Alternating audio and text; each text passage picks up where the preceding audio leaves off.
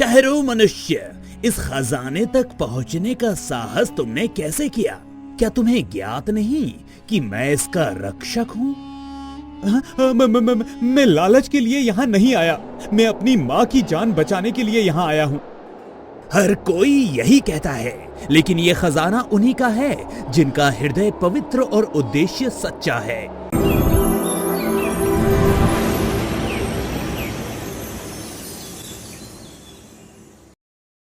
गांव का चौपाल जहां लोग बैठे हैं। दादाजी, क्या यह सच है कि हमारे गांव के उस पुराने मंदिर में खजाना छुपा है? हाँ बेटा, कहते हैं कि वो मंदिर राजा भोज के समय का है। वहाँ खजाना तो है, लेकिन जिसने भी उसे लेने की कोशिश की उसका अंत बुरा हुआ। उस खजाने के चक्कर में काफी लोग बर्बाद हुए हैं। क्या हम उसे खोज सकते हैं? उस खजाने को खोजना इतना आसान नहीं है रघु बेटा। लेकिन क्यों दादाजी? लालच बच्चा, उस मंदिर की रखवाली एक अदृश्य शक्ति करती है। जो भी लालच करता है वो कभी वापस नहीं आता। आज तक कई गुंडे चोरों ने वो खजाना खोजने की कोशिश की, लेकिन वहाँ कुछ नहीं मिला। इतना ही नहीं, वहाँ हमारे जैसे अच्छे लोग भी गए। अच्छे लोग? लेकिन फिर क्या हुआ दादाजी? अच्छे लोग भी खजाने के लालच में बदल गए बेटे। कहते हैं वो मंदिर इंसान के दिल में छुपे लालच को पहचान लेता है। जो भी वहां गया उसने अपनी अच्छाई खो दी और अंत में वो खुद को या दूसरों को नुकसान पहुंचाकर बर्बाद हो गया। रघु की माँ बिस्तर पर लेटी है, कमजोर और थकी हुई। पास में रघु बैठा है, चिंतित और उदास। माँ की तबीयत दिन ब दिन खराब हो रही है और मेरे पास इतने पैसे नहीं हैं कि मैं उनका इलाज करवा सकूं। अगर मैं उस मंदिर का खजाना खोज लूं तो मैं माँ का इलाज करवा सकता हूं। लेकिन दादाजी ने जो कहा कि वहाँ जो भी गया वो बर्बाद हो गया, क्या सच में वो जगह खतरनाक है? लेकिन अगर मैंने पैसों का इंतजाम नहीं किया तो मेरी माँ को मैं बचा नहीं पाऊंगा। रघु कुछ देर सोचता है, फिर खुद को समझाने की कोशिश करता है। कुछ भी हो, लेकिन मुझे ये धोखा सहन करना ही होगा। मेरे पास कोई और चारा नहीं है। रघु गांव के लोगों से उस मंदिर के बारे में और जानता है तो उसे पता लगता है कि वो मंदिर तो घने जंगलों में दक्षिण दिशा में स्थित है। वहां जाना यानी खुद के पैरों पे कुल्हाड़ी मारना है। रात का समय, मंदिर के रास्ते पर रघु एक मशाल लिए मंदिर की ओर बढ़ रहा है। आसमान में बादल है और वातावरण डरावना है। दूर से मंदिर की परछाई दिख रही है। रघु अकेले ही मंदिर की राह पर बढ़ रहा था। घना अंधेरा था। रघु ने जानबूझकर रात का समय चुना था। इसकी मुख्य वजह ये थी कि किसी को भी पता नहीं चलना चाहिए कि कोई मंदिर की ओर गया है। अब वातावरण में काफी बदलाव हो गया था। माँ के लिए मुझे हर डर से लड़ना होगा। मैं लालच के लिए नहीं, उनके जीवन के लिए हर कदम उठा रहा हूँ। रघु मशाल लिए जंगल के रास्ते पर धीरे धीरे आगे बढ़ रहा था। चारों ओर सन्नाटा था, बस उसके कदमों की आवाज और मशाल की धीमी सी चहचहाहट सुनाई दे रही थी। अचानक हवा का झोंका आया और मशाल की लौ झपकने लगी। जंगल के पेड़ बड़े बड़े और बहुत घने, उनकी शाखाएं अजीब अजीब आकृतियां बना रही थी। ऐसा लगता है कि जैसे वो रघु को रोकने की कोशिश कर रही हो। हर कदम के साथ वातावरण और भी भारी और डरावना होता जा रहा था। कहीं दूर उल्लू की आवाज गूंजती है और झाड़ियों के पीछे से पत्तों के कड़कड़ाने की आवाज सुनाई देती है, जैसे कोई उसका पीछा कर रहा हो। रघु काफी डर चुका था। हाँ? ये सब मेरा वहम है। मुझे डरे बिना आगे बढ़ना होगा। जैसे ही वो एक कदम और बढ़ाता है, अचानक हवा तेज हो जाती है। मशाल की लौ लगभग बुझने को होती है। साथ ही पेड़ों के बीच से धीमी धीमी फुसफुसाहट की आवाजें सुनाई देने लगती है। ऐसा लगता है जैसे कोई उसकी हिम्मत तोड़ने की कोशिश कर रहा हो। तभी रघु को एक आवाज सुनाई देती है। लौट जाओ, यहाँ से कोई नहीं बचा। लालच का अंत बुरा है, लौट जाओ। रघु थोड़ी देर के लिए रुक जाता है। उसके माथे पर पसीना आ रहा था और उसके हाथ भी कांपने लगे थे। आसमान पर काले बादल घिराए हैं। चांद की रोशनी अब बिल्कुल गायब हो चुकी है। पूरा जंगल घने अंधेरे में डूब गया है। रघु की मशाल ही उसका एकमात्र सहारा है, लेकिन अब उसके चारों ओर की हवा में अजीब सी सरसराहट और फुसफुसाहट बढ़ गई है। पेड़ों की शाखाएं जैसे जिंदा होकर उसकी ओर बढ़ने लगती हैं। मुझे इस डरावने जंगल को पार करना ही होगा। माँ की जिंदगी के लिए मुझे ये करना ही होगा। जैसे ही वो आगे बढ़ता है, उसके सामने एक पुराना और टूटा हुआ पुल दिखाई देता है। पुल के नीचे गहरी खाई है और वहां से डरावनी आवाजें आ रही हैं। रघु ठिठक जाता है। वो धीरे धीरे पुल पर कदम रखता है। हर कदम के साथ पुल चरमराने की आवाज करता है, जैसे वो गिरने वाला हो। वातावरण में अजीब सी सनसनी महसूस होती है, लेकिन रघु हिम्मत जुटाकर आगे बढ़ता है। जैसे ही वो पुल पार करता है, उसे दूर से मंदिर की झलक दिखाई देती है। मंदिर अब उसकी आंखों के सामने है। ये एक विशाल प्राचीन संरचना है। चारों ओर बड़े बड़े खंडर हैं और मंदिर की दीवारों पर अजीब सी नक्काशी बनी हुई है। ऐसा लगता है जैसे दीवारें उसकी हर हरकत देख रही हों। मंदिर के दरवाजे पर बड़ी बड़ी जंजीरें लटक रही हैं। मंदिर पर समय की छाप स्पष्ट दिखाई दे रही थी। इसकी दीवारें काली पड़ चुकी हैं, लेकिन उनमें बनी नक्काशियां अब भी रहस्य और भय का आभास देती हैं। दीवारों पर योद्धाओं, राक्षसों और अजीब आकृतियों के दृश्य उकेरे गए हैं। इनमें से कुछ आकृतियां ऐसी हैं जो एकटक घूरती हुई प्रतीत होती हैं। ऐसा लगता है जैसे ये जीवित हैं और रघु को देख रही हैं। मंदिर के चारों ओर सूखे पेड़ों की कतारें हैं जो किसी प्रहरी की तरह खड़े हैं। जमीन पर दरारें हैं और चारों ओर एक अजीब सी ठंडी और भारी हवा बह रही है।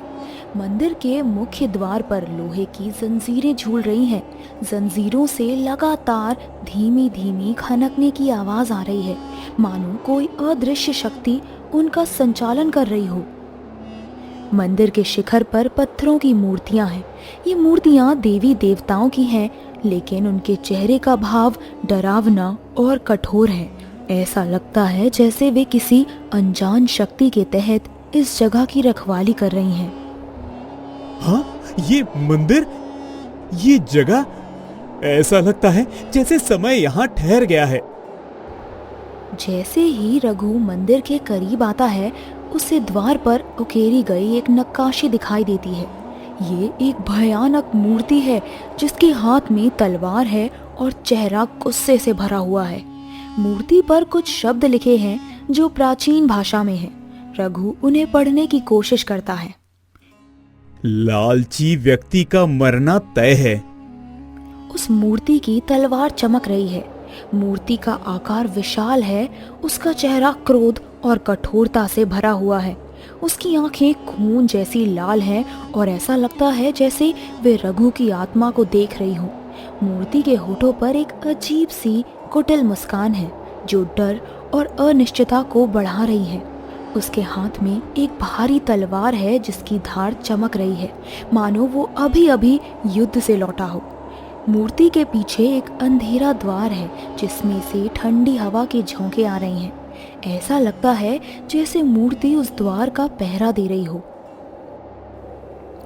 मूर्ति के चारों ओर छोटे छोटे दीपक जल रहे हैं जिनकी लौ हर बार हवा के झोंके से झपकती है। मूर्ति के पैरों के पास छोटे छोटे जीव जंतुओं के कंकाल बिखरे हुए हैं जो यहाँ के रहस्य और खतरे का संकेत देते हैं। मूर्ति के तलवार की धार से लगातार एक अजीब सी ध्वनि निकल रही है, मानो वो चेतावनी दे रही हो। मूर्ति के पास एक पत्थर की पट्टी पर शब्द उकेरे गए हैं। जो सत्य और साहस के साथ आएगा वही जीवित लौटेगा, परंतु 3 पहेलियों का उत्तर ही तुम्हारे पथ को खोलेगा। ये स्पष्ट है कि खजाने तक पहुंचने के लिए मुझे इन 3 पहेलियों को हल करना होगा। माँ के लिए मुझे ये करना ही होगा। तभी मूर्ति के तलवार पर एक आवाज गूंजती है। मैं चलता हूँ पर मेरे पाँव नहीं, मैं रुकता हूँ पर फिर भी खड़ा नहीं, मैं लौटता नहीं फिर भी सबका इंतजार करता हूँ। बताओ मैं कौन हूँ? बताओ मैं कौन हूँ? समय, ये समय है। जैसे ही रघु उत्तर देता है, मूर्ति की तलवार की चमक थोड़ी कम हो जाती है और पास के दरवाजे का एक ताला खुलने की आवाज आती है। अब मूर्ति के पास से दूसरी आवाज आती है। अंधकार में मैं प्रकाश लाऊं, प्रकाश में मैं खुद को खोदूं, बताओ मैं कौन हूं? मशाल, मशाल या दिया? रघु का उत्तर सही था। मूर्ति की आंखों की लाल चमक थोड़ी मंद हो जाती है और मंदिर का दूसरा ताला खुलने लगता है। अब मूर्ति की तलवार पूरी तरह से चमक उठती है और एक आखिरी पहेली गूंजती है। मैं शुरुआत हूँ, मैं अंत हूँ, मैं जीवन हूँ, मैं मृत्यु हूँ, मुझे जानो तो तुम सब जानोगे, बताओ मैं कौन हूँ? हाँ, आत्मा?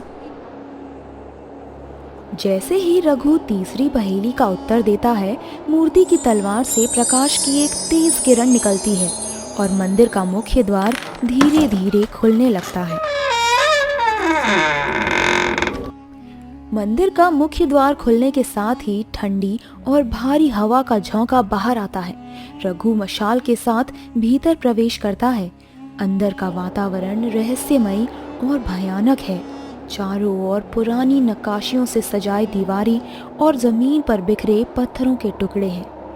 मंदिर के भीतर गूंजती हुई एक गहरी फुसफुसाहट रघु के कदमों की आवाज के साथ मिलकर और भी डरावनी हो जाती है।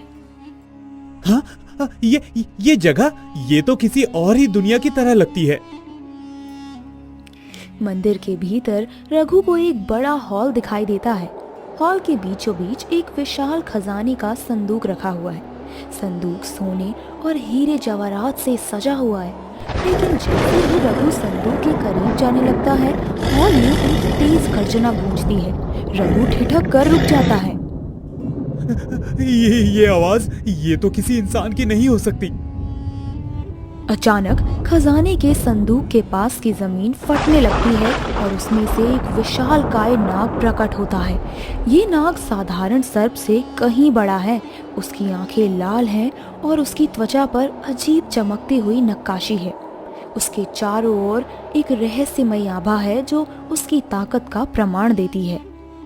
ठहरो मनुष्य, इस खजाने तक पहुंचने का साहस तुमने कैसे किया?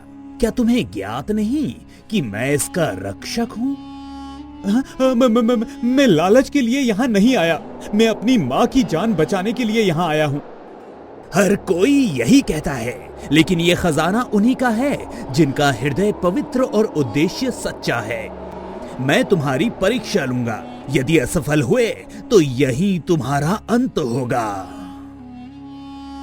नाग अपनी पूंछ से जमीन पर प्रहार करता है और उसके सामने 3 चक्र प्रकट होते हैं। हर चक्र में रहस्यमय प्रतीक चमक रहे हैं। इन तीनों चक्रों में से सही चक्र चुनो। केवल एक ही चक्र सत्य का मार्ग दिखाता है। अगर तुमने गलत किया तो यही तुम्हारा आखिरी पल होगा। पहले चक्र पर एक वृक्ष का चित्र बना है, दूसरे पर जल का प्रतीक है, तीसरे पर सूर्य की आकृति है। सोचो मनुष्य, सत्य की राह पर चलने वाला किस चक्र को चुनेगा? वृक्ष जीवन का प्रतीक है, जल अस्तित्व का, लेकिन सूर्य सत्य और प्रकाश का प्रतीक है। यही सही उत्तर होना चाहिए। रघु तीसरे चक्र पर हाथ रखता है। अचानक चक्र चमकने लगता है और पूरा हॉल रोशनी से भर जाता है। नाग एक बार फिर गूंजती हुई हंसी के साथ बोलता है, सही उत्तर, लेकिन अभी तुम्हारी अंतिम परीक्षा शेष है। खजाने के संदूक के ऊपर से एक प्रकाश की किरण निकलती है। नाग संदूक के पास जाता है और उसे खोलता है। भीतर एक प्राचीन ग्रंथ और कुछ सोने के सिक्के हैं। ये खजाना केवल धन नहीं, बल्कि ज्ञान और परोपकार का प्रतीक है। जो इसे सच्चे दिल से उपयोग करेगा, वही इसका असली हकदार होगा। मैं इसे केवल अपनी माँ की जान बचाने के लिए ही उपयोग करना चाहता हूँ। कृपया मुझे इसे ले जाने दें। नाग कुछ देर तक रघु की आंखों में देखता है, जैसे उसकी आत्मा को परख रहा हो। फिर उसकी आंखों की लाल चमक कम हो जाती है। जाओ, तुम्हारी माँ के लिए तुम्हारी निष्ठा और साहस ने तुम्हें ये अधिकार दिया है। लेकिन याद रखना, इस खजाने का उपयोग केवल भलाई के लिए करना। यदि इसे लालच के लिए उपयोग किया, तो ये तुम्हें और तुम्हारे परिवार को नष्ट कर देगा। रघु ग्रंथ और सोने के सिक्के लेकर मंदिर से बाहर निकलता है। बाहर चांदनी रात में मंदिर का भयानक रूप भी अब कुछ शांत दिखता है। रघु अपने घर लौटता है और अपनी माँ का इलाज करवाकर उसे बचा लेता है। वो अपने हिस्से का खजाना गांव की भलाई और विकास के लिए उपयोग करता है। गांव की चौपाल, जहां लोग एकत्रित हुए हैं। कुछ समय बाद रघु की माँ ठीक हो गई है। गांव में एक नया स्कूल बन गया है और गरीब किसानों की मदद का वादा किया गया है। गांव के लोग चौपाल पर एकत्रित होकर चर्चा कर रहे हैं। रघु, दादाजी और उनकी माँ वहाँ मौजूद हैं। अरे रघु, हमने सुना है कि तुम उस रहस्यमय मंदिर तक गए थे। क्या सच में वहाँ खजाना था? और तुमने ये सब हमारे गांव के लिए किया। ये बहुत बड़ा काम है रघु। हाँ, मैं उसी मंदिर तक गया था, लेकिन जो मुझे मिला वो सिर्फ धन नहीं था, बल्कि जीवन का सबसे बड़ा सबक था। मैंने हमेशा से कहा था कि गरीबी का कारण खुद इंसान बनता है, लेकिन रघु ने अपने साहस और निष्ठा से ये साबित कर दिया कि जब इरादा नेक हो तो हर साहस को पार किया जा सकता है। उस प्रतिष्ठा का असली मूल्य धन में नहीं, बल्कि गुप्त ज्ञान और उनसे मिलने वाले अवसर में था। मैंने ये समझा कि सच्ची ताकत और समृद्धि की मदद कैसे ली जा सकती है। मंदिर की ओर, धुंधली रात का समय। ये कहानी हमें सिखाती है कि कठिन परिस्थितियों में भी अपने उद्देश्य को पूरा करना ही हमारी असली जीत है।